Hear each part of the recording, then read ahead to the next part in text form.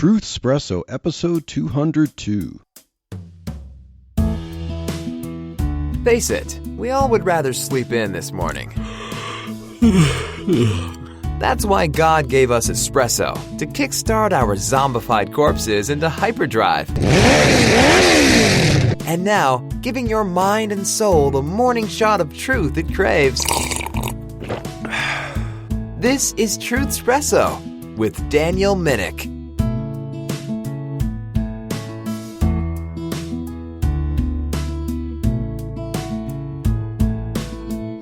Hey there, this is Daniel Minnick, the host for Truthspresso, and this is going to be another episode of Truthspresso Express. I am just getting around to doing another episode, and I am pulling out of my driveway and headed toward the great wonders of another workday in the office doing software development. So what do we have in store for this episode of Truthspresso Express? Well, the topic came up in some recent conversations that I've had.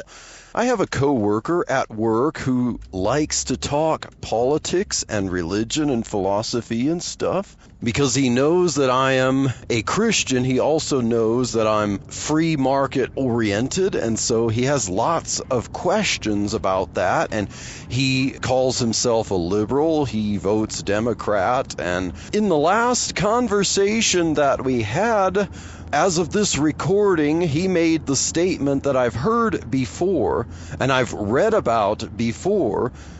He made the claim that Jesus was a socialist.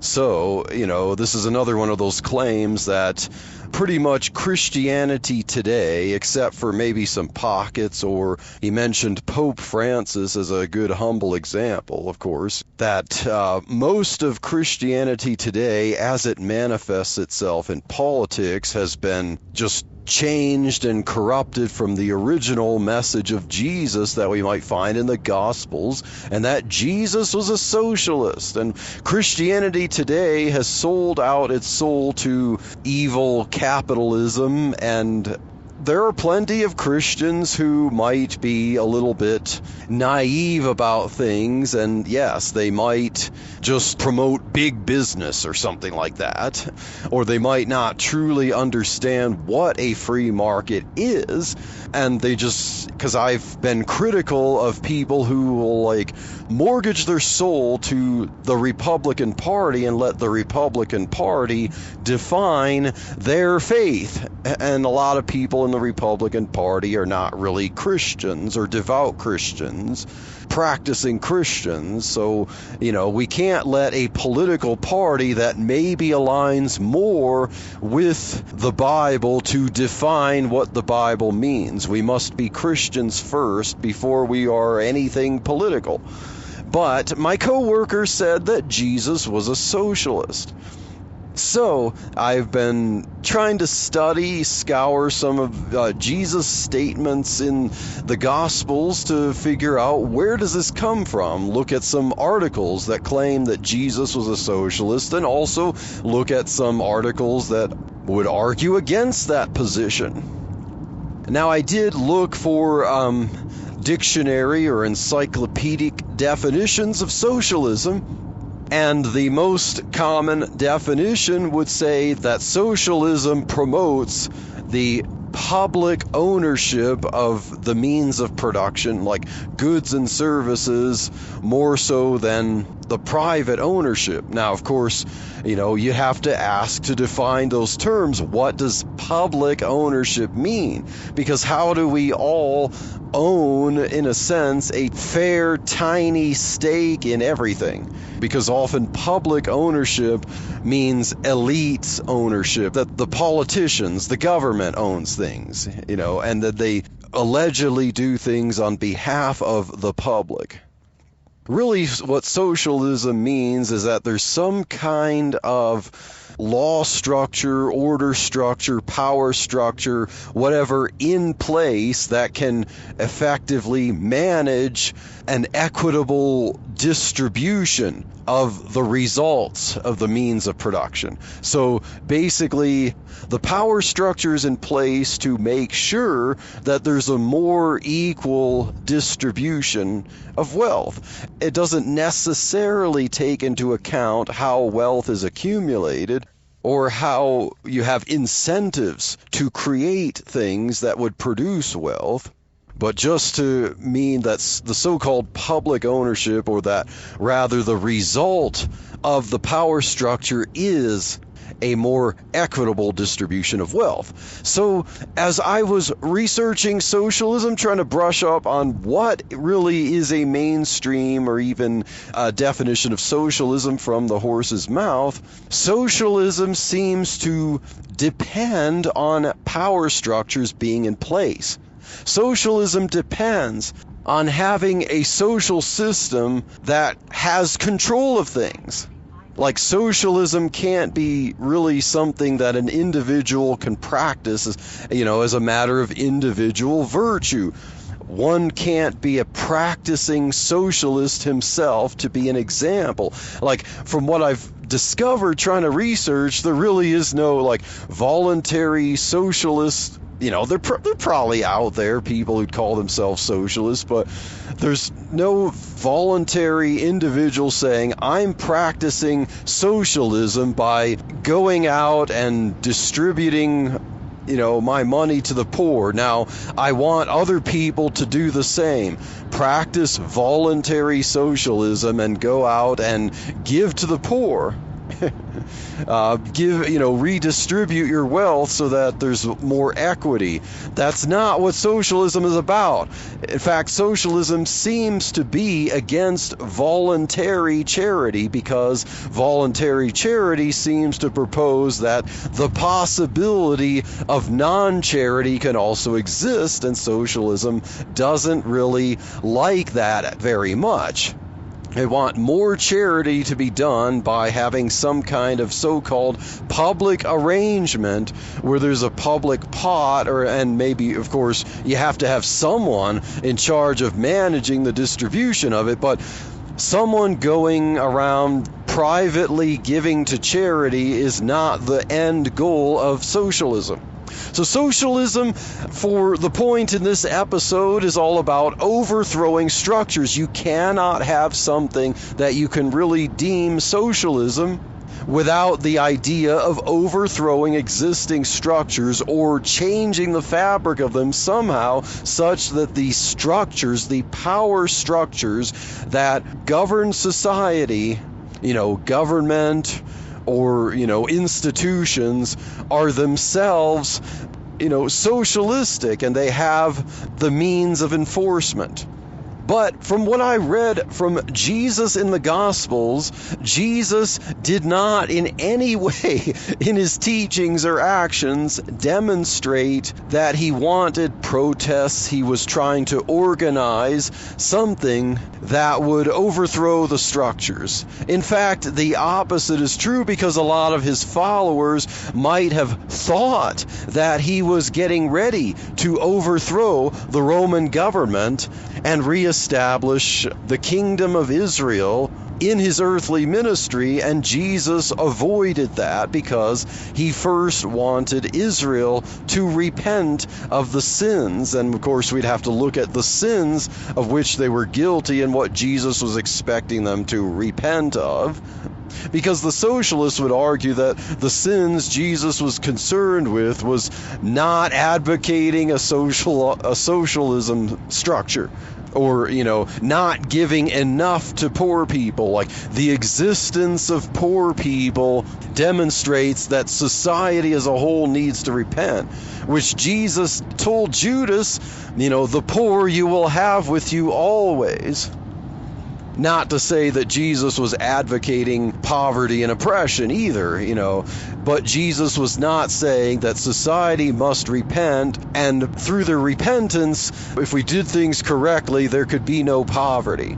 But I'm saying that Jesus lived in a society that was not ideal, and he did not teach, he did not act in such a way that he was trying to build a following that would essentially change the structures politically. Now, if everyone followed Jesus, sure, the structure would change, or at least would not have been oppressive like Caesar, would not have been like Caesar, and so on.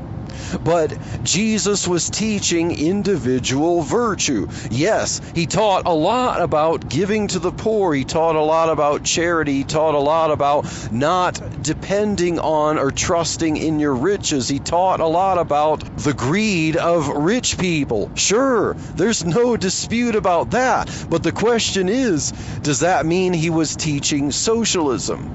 I would beg to differ after my reading of Jesus in the Gospels. So Jesus demonstrated no interest in upending or changing the fabric of so-called power structures during his earthly ministry. He did not even leave his disciples with the idea that what I have not accomplished, you go and do that. Jesus told his disciples that if someone sues you in a Roman court, for example, and gets your coat, to give him your cloak also. Now, is that socialism? Well, Jesus didn't gather followers to protest the Roman Republic's legal system. Jesus, was talking about living with, even if the Roman legal system was essentially unjust, Jesus told his disciples how to handle living with that and to be humble without basically resisting Roman law in the legal system in that way. He basically saying, if someone sues you in a corrupt court and happens to win your coat, and it could be argued that, Jesus is recognizing here that it's rightfully so that they, won it from you. Whether this came from a true ruling or not, that was perfectly just. Jesus is saying, as a matter of testimony, even if this is unjust, be willing to give up your cloak, because that would make a powerful statement of the Christian as a lawful citizen within a corrupt system. They could teach virtue that would go against the system, but they're not trying to upend it. They're trying to live humbly within it. Another example, Jesus told his disciples that if a Roman soldier compels them to carry their armaments for a mile, that Jesus told them, go with them 2 miles. Now, is Jesus saying, well, therefore the Roman system is just, and that, it is Christian for a government to have soldiers to compel their citizens to carry armaments with them? No. Jesus is not in any way advocating the structure that was around him. He was talking about individual virtue and testimony. That virtue and testimony, even if a Christian has ideas for how a government should be run, the Christian can still live humbly within the situation he's in and volunteer to go 2 miles. Like, would you like me to carry this for you another mile? Now that would strike to the heart of the Roman soldier to wonder, why would a captor, why would someone living under the bondage of a foreign system volunteer to do something he didn't have to do? Also, we have an example that when the Roman centurion desired that Jesus heal his servant, okay, so you have a centurion, someone in command of an army, 100 soldiers, comes to Jesus. This is a Gentile. In Jewish culture, someone who is filthy and an outsider. He's part of the system, the outside system, and he asks Jesus to heal his servant. Jesus didn't protest the authority of the centurion or the injustice of the servitude of a servant, serving a centurion. Jesus commended the centurion's faith in Jesus, that Jesus could, heal him. And of course, it'd be humbling for someone who's working for the power at the time to come to someone who's a citizen under captivity and have faith that this person had the miracle of healing. So Jesus commended the centurion's faith to heal his servant. Jesus didn't tell him stop being a centurion, and he didn't tell him servitude in that way under this structure is unjust, so you should free your servant, you should stop being a centurion. Now, if the centurion would be a disciple of Jesus in Jesus' earthly ministry, then Jesus could have told him, quit your job, lay down everything, come and follow me. But Jesus didn't do that with the centurion. He admired his faith and compared it to the faithlessness of many of his fellow countrymen. Jesus also used examples of contemporary structures, political structures and so on, in his parables, including kings and servants. Many of his parables talked about, like, the kingdom of heaven is likened unto a certain king, which called his servants or had a task for his servants. So, in Jesus' parables, he used illustrations from the current power structures, whether ultimately in the law they would be just or not. He included kings and servants and business owners, wealthy business owners, and employees, or as he'd call them, servants. He never implied or directly stated that they needed to revolt against these structures. In fact, many of Jesus's parables, he taught a lot about money, and he talked about money and wages. He talked about investment. He talked about buying and selling in a market situation, the going price of something. He didn't talk about overthrowing the structures to make sure that prices were radically changed. He talked about people buying and selling things. So he talked about all that using existing structures. Now, notwithstanding, his examples of the use of money seem to be free market oriented as I read them. For example, one of his parables was a man who valued a field. He knew that there was a hidden treasure there, so because he valued this field, the kingdom of heaven was like to a man who valued a field, and he sold all that he had to buy this field.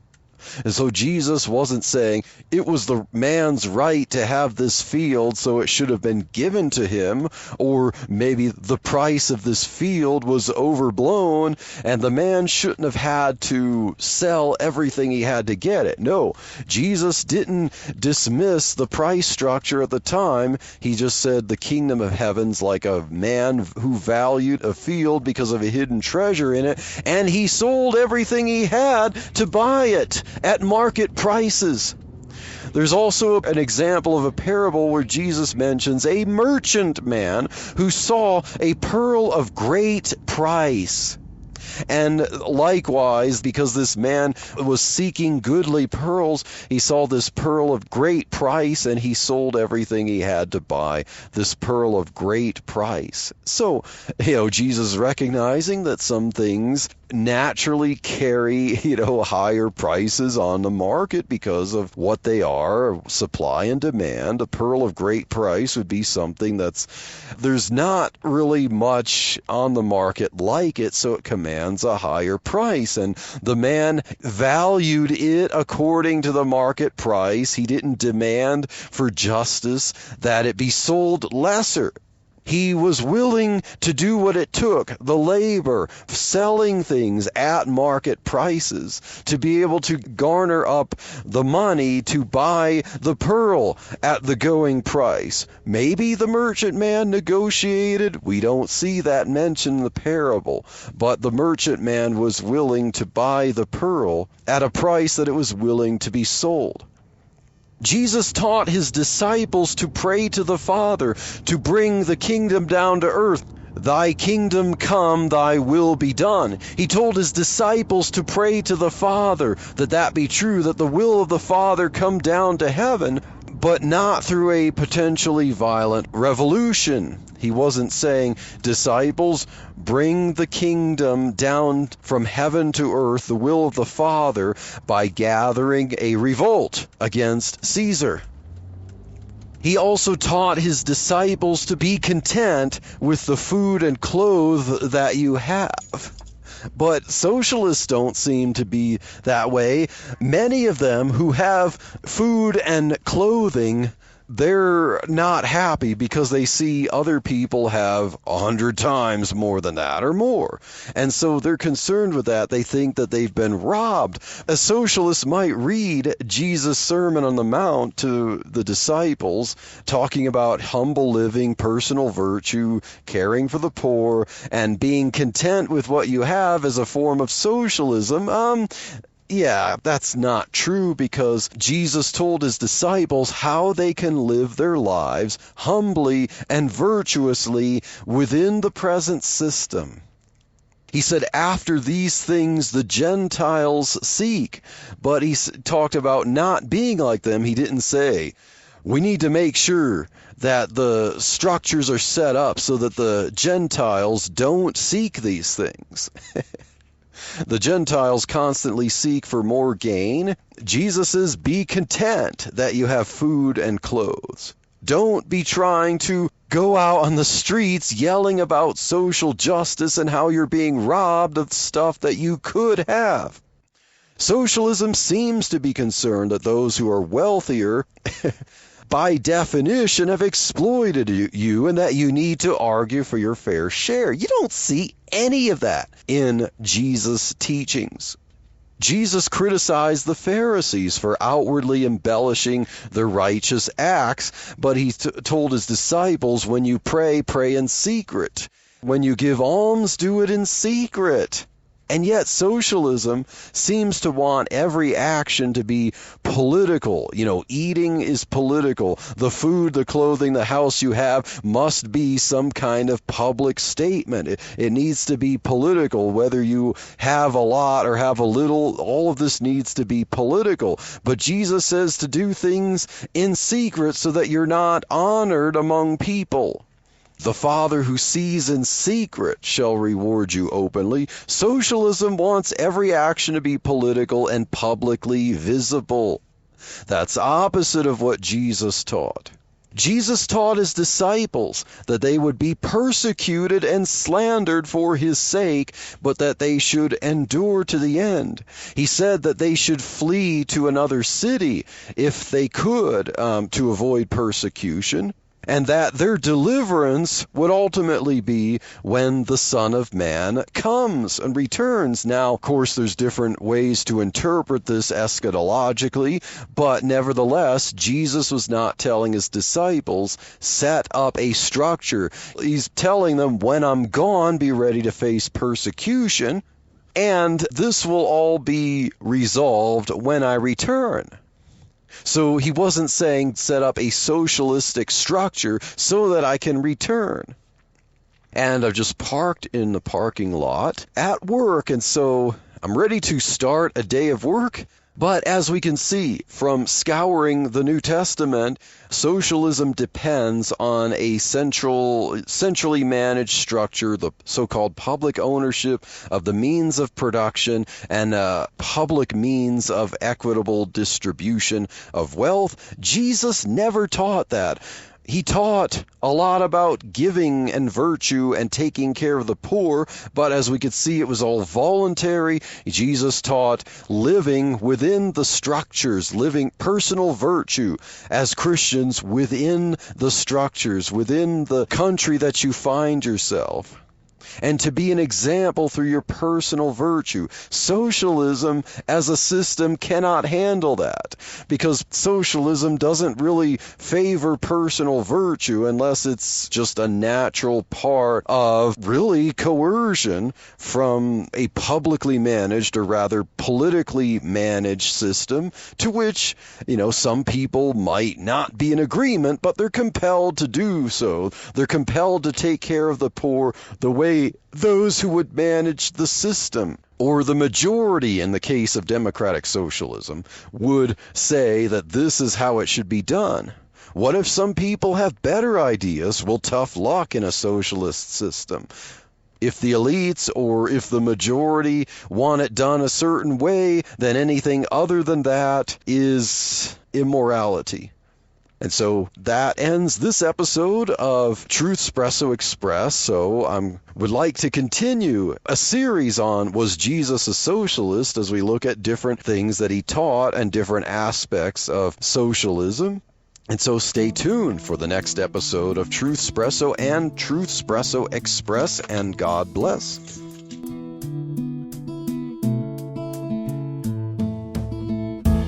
Thank you for waking up with Truthspresso. Good morning, and God bless your day.